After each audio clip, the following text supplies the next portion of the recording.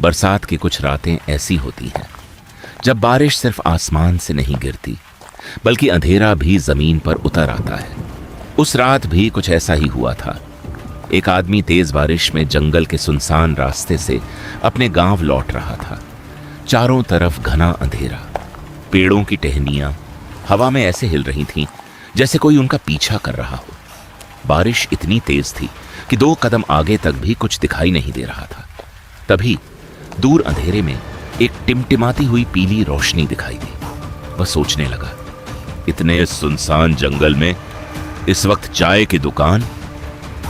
लेकिन उसे क्या पता था कि उस छोटी सी दुकान तक पहुंचना आसान था, वहां से जिंदा लौटना नहीं। आइए मालिक, बाहर तो पानी थमने का नाम ही नहीं ले रहा। पूरी तरह भीग गए हैं आप। इधर आग के पास बैठ जाइए। अभी मिट्टी के चूल्हे पर ताजे चाय छड़ी है। गरम चाय पी लीजिए, शरीर में जान लौट आएगी। धन्यवाद भाई। सच कहूँ तो लगा था आज रात कहीं आसरा नहीं मिलेगा। कई कोस से चला आ रहा हूँ, रास्ते में ना कोई गांव मिला न कोई आदमी। दूर से तुम्हारी दुकान की रोशनी दिखाई दी, तभी जान में जान आई। इस रास्ते पर रात में बहुत कम लोग निकलते हैं, खासकर ऐसी बरसात में तो कोई अपना घर भी नहीं छोड़ता। आप कहाँ जाने वाले हैं? मुझे देवगढ़ पहुँचना है। मेरी बहन का घर वहीं है। कई महीने पहले संदेश आया था कि जीजा जी बीमार हैं, खेत का काम छोड़ नहीं पाया। अब देर हो गई तो सोचा चाहे जैसी बारिश हो निकल ही चलूं। देवगढ़ इस रास्ते से? हाँ, क्यों, क्या रास्ता गलत है? गलत नहीं है, मगर रात के लिए ठीक भी नहीं है। आगे जो साल का जंगल पड़ता है, वहां अंधेरा सूरज डूबने के बाद कुछ ज्यादा ही गहरा हो जाता है। भाई, अगर मेरी मानो तो सुबह होने तक यहीं रुको। मैं भी 2 घंटे पहले यही सोचकर निकला था कि रात काट लूंगा, लेकिन जंगल के किनारे जो देखा उसके बाद लौट आया। क्या देखा तुमने? पहले मुझे लगा कोई बूढ़ा आदमी बारिश में खड़ा है। मैंने आवाज दी, उसने कोई जवाब नहीं दिया। मैं थोड़ा और पास गया तो समझ आया उसका चेहरा मेरी तरफ था ही नहीं, जबकि आंखें मुझे देख रही थीं।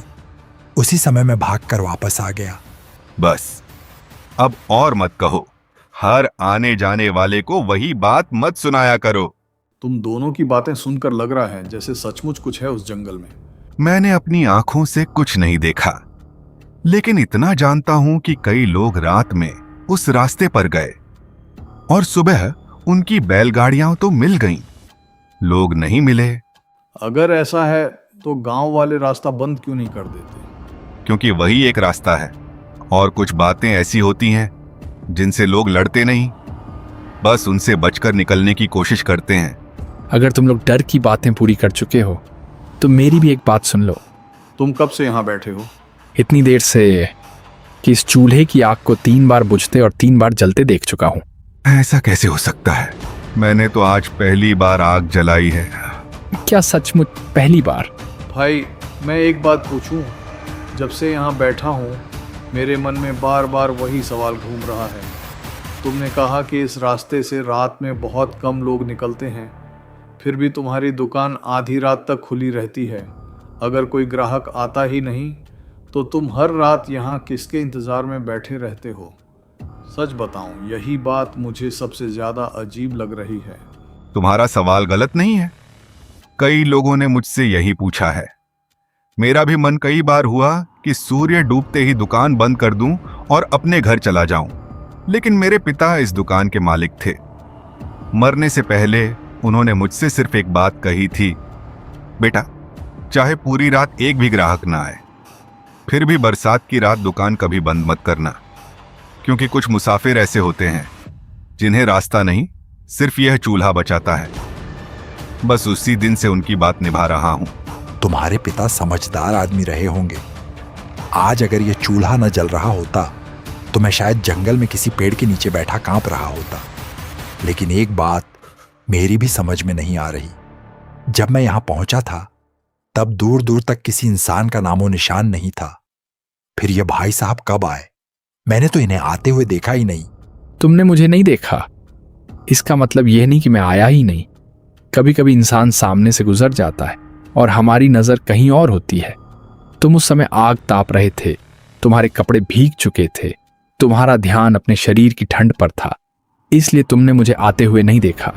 हो सकता है ऐसा हुआ हो, लेकिन एक बात बताओ, तुम किस गांव के रहने वाले हो? तुम्हारी बोली यहाँ की नहीं लगती, लगता है बहुत दूर से आए हो। गांव का नाम बता भी दूं तो तुम पहचानोगे नहीं। बहुत छोटा सा गांव था, जंगल के उस पार, जहां अब शायद कोई रहता भी नहीं। कई साल पहले वहां से निकल पड़ा था। उसके बाद रास्ते ही मेरा घर बन गए। जहां रात हुई वहीं ठहर गया, जहां सुबह हुई वहीं से फिर चल पड़ा। अकेले आदमी का जीवन बड़ा कठिन होता है। अपना कहने वाला कोई ना हो तो रास्ते भी लंबे लगने लगते हैं। रास्ते कभी लंबे नहीं लगते, चाय वाले। इंसान की यादें लंबी हो जाती हैं। चलते चलते कभी किसी की आवाज याद आती है, कभी किसी का चेहरा, और कभी लगता है कि काश उस दिन घर से निकला ही ना होता। तुम्हारी बातों में अजीब सा दर्द है। ऐसा लगता है जैसे तुमने बहुत कुछ खोया है। हर मुसाफिर कुछ न कुछ खोकर ही रास्ते पर निकलता है। कोई अपना घर छोड़ता है, कोई अपना परिवार, और कोई अपना नाम। तुम बार बार ऐसी बातें करते हो जिनका मतलब बाद में समझ आता है। अगर तुम्हारे साथ सचमुच कुछ हुआ है तो हमें बताओ, शायद मन हल्का हो जाए।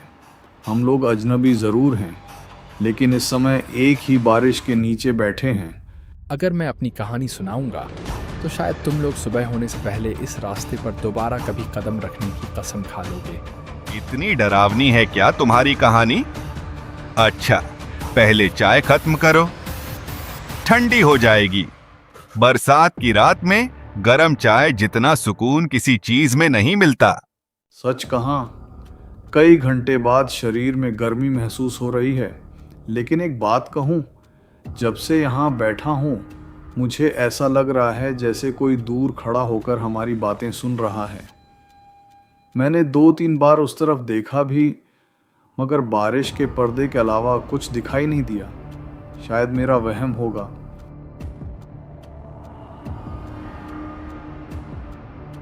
नहीं, सिर्फ तुम्हें ही नहीं, मुझे भी 2 बार ऐसा लगा कि सामने वाले बरगद के पास कोई खड़ा है। मैंने सोचा शायद बारिश की वजह से पेड़ की परछाई हिल रही होगी, लेकिन जब हवा रुक गई तब भी मुझे लगा जैसे कोई वहीं खड़ा हमें देख रहा है। उस बरगद की तरफ रात में कम ही देखना चाहिए। मेरे पिता कहते थे, बरसात की रात में जितना कम जंगल को देखोगे उतना चैन से बैठोगे। इसलिए मैं हमेशा चूल्हे की आग में ही नजर रखता हूं। तुम्हारे पिता बहुत समझदार थे। उन्होंने तुम्हें एक बात और बताई होगी कि कभी कभी जंगल इंसानों को नहीं देखता, इंसान ही जंगल को देखने की गलती कर बैठते हैं। तुम्हारी आखिरी बात सुनकर मेरे रोंगटे खड़े हो गए। अब तक मैं यही सोच रहा था कि शायद हम सब बारिश, अंधेरे और थकान की वजह से ज़रूरत से ज़्यादा सोच रहे हैं। लेकिन जितनी देर यहाँ बैठ रहा हूँ उतना ही लग रहा है कि इस जगह में कुछ ऐसा है जिसे शब्दों में समझाना आसान नहीं। मैं अपने आप को समझा रहा हूँ कि डरने की कोई बात नहीं, लेकिन मन बार बार उसी बरगद की तरफ देखने को कह रहा है, मत देखो, सच कह रहा हूं, मत देखो। मैं थोड़ी देर पहले ही उधर देख चुका हूं। पहले लगा कि कोई आदमी तने के सहारे खड़ा है, फिर बारिश तेज हुई तो कुछ दिखाई नहीं दिया, लेकिन जब बिजली चमकी मुझे ऐसा लगा जैसे वहां एक नहीं 2 परछाइयां खड़ी थीं। अब मैं दोबारा उधर देखने की हिम्मत नहीं कर पा रहा। तुम दोनों जितनी देर उस तरफ देखते रहोगे उतना ही डर बढ़ता जाएगा। लो, चाय पियो, आग के पास बैठो। बारिश की रात में सबसे बड़ा सहारा यही चूल्हा है। जब तक इसकी आंच जल रही है, कम से कम मन को यह भरोसा रहता है कि हम अकेले नहीं हैं। क्या तुम्हें सचमुच लगता है कि हम 4 ही लोग यहाँ बैठे हैं? फिर वही बात। देखो भाई, मैं डर फैलाने वाली बातें पसंद नहीं करता। अगर तुम्हें कुछ पता है तो साफ कहो। आधी अधूरी बातों से किसी का भला नहीं होता। ठीक है, साफ कहता हूँ। जब मैं इस रास्ते से पहली बार गुजरा था तब भी ऐसी ही बरसात हो रही थी, ऐसी ही ठंडी हवा चल रही थी, ऐसी ही आग जल रही थी। और वहां बैठे लोग भी बार बार यही कह रहे थे कि डरने की कोई बात नहीं। लेकिन उनमें से किसी ने यह नहीं देखा कि उनकी बातें सुनने वाला एक और भी था। अगर कोई और था तो उसने किया क्या? कुछ भी नहीं, वह बस सुनता रहा, मुस्कुराता रहा, इंतजार करता रहा, क्योंकि उसे पता था जैसे जैसे रात गहरी होगी इंसानों की हिम्मत छोटी होती जाएगी। तुम ऐसा बोल रहे हो जैसे तुमने अपनी आंखों से सब देखा हो। देखा भी और भुगता भी। इसलिए कह रहा हूं कि आज रात अगर किसी को सबसे ज्यादा संभल कर रहना चाहिए तो वह तुम दोनों हो। हम दोनों क्यों? चाय वाला क्यों नहीं? क्योंकि यह इस जगह का आदमी है, यह इस आग को जानता है, इस रास्ते को जानता है। लेकिन तुम दोनों पहली बार आए हो, नई जगह पर सबसे पहले अजनबी ही धोखा खाते हैं। तुमने अब तक अपना नाम भी नहीं बताया, इतनी देर से बातें कर रहे हो, लेकिन हम ये भी नहीं जानते कि तुम्हें किस नाम से बुलाएं। नाम, इंसान का नाम तब तक साथ रहता है जब तक लोग उसे याद रखते हैं। कई बरस रास्तों पर भटकने के बाद नाम भी धुंधला पड़ जाता है। फिर लोग चेहरे से नहीं, किस्सों से पहचानने लगते हैं। फिर भी कोई तो नाम होगा। था, लेकिन अब उसकी जरूरत नहीं। अजीब आदमी हो तुम, अपने बारे में कुछ नहीं बताते लेकिन हमारी हर बात पूछ लेते हो। क्योंकि मैं तुम्हें समझने की कोशिश कर रहा हूं। हर मुसाफिर डरने से पहले एक जैसी बातें करता है। पहले वह कहता है कि उसे किसी बात का डर नहीं, फिर वह अपने घर की बातें याद करने लगता है, फिर उसे जल्दी से सुबह होने का इंतजार रहता है, और आखिर में वह पीछे मुड़कर देखने की गलती कर बैठता है। तुम्हारी बातों से ऐसा लग रहा है जैसे तुम किसी खास आदमी का इंतजार कर रहे हो। हाँ, किसका? जिसने अभी तक एक बार भी पीछे मुड़कर नहीं देखा। तुम्हारा इशारा मेरी तरफ है। मैं किसी का नाम नहीं ले रहा, लेकिन याद रखना, कुछ रातें इंसान की चाल नहीं देखती, उसकी जिज्ञासा देखती है। मुझे लगता है हम सब सुबह होते ही साथ निकलेंगे। कोई अकेला इस जंगल से नहीं जाएगा। बिल्कुल, जब उजाला हो जाएगा मैं भी कुछ दूर तक तुम्हारे साथ चलूंगा। बरसात में रास्ता पहचानना आसान नहीं होता। अगर सुबह हुई तो जरूर साथ चलना। तीनों कुछ पल तक उसकी ओर देखते रहे। बारिश पहले से भी तेज हो चुकी थी, चूल्हे की आग भड़क रही थी, लेकिन उस आग की रोशनी में पहली बार तीनों को एहसास हुआ कि तीसरे आदमी के सामने रखा मिट्टी का कुल्हड़ अब तक बिल्कुल भरा हुआ था। उसने एक घूंट चाय भी नहीं पी थी।